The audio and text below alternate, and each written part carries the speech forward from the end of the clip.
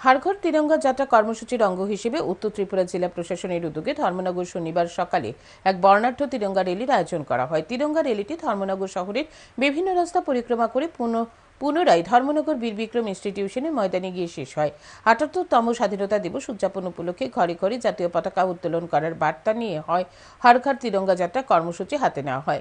তারই অঙ্গ হিসেবে এই দিন উত্তর ত্রিপুরা জেলা প্রশাসনের উদ্যোগে ধর্মনগরে বর্ণাঢ্য তিরঙ্গা র্যালির আয়োজন করা হয়।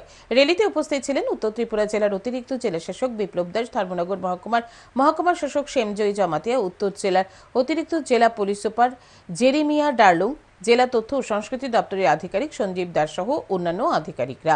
জেলার অতিরিক্ত জেলাশাসক বিপ্লব দাস জানান, হাড়ঘর তিরঙ্গা কর্মসূচির অঙ্গ হিসেবে শনিবার উত্তর জেলা প্রশাসনের উদ্যোগে তিরঙ্গা র্যালি সংঘটিত করা হয়েছে। সবাই মিলে আজকে তিরঙ্গা যাত্রা বিবিআই গ্রাউন্ড থেকে শুরু করে আমরা ডিএম কমপ্লেক্স এবং এসডিএম কমপ্লেক্স চত্বর হয়ে আমরা এই যাত্রা আবার বিবিআই গ্রাউন্ডে এসে সমাপন করব।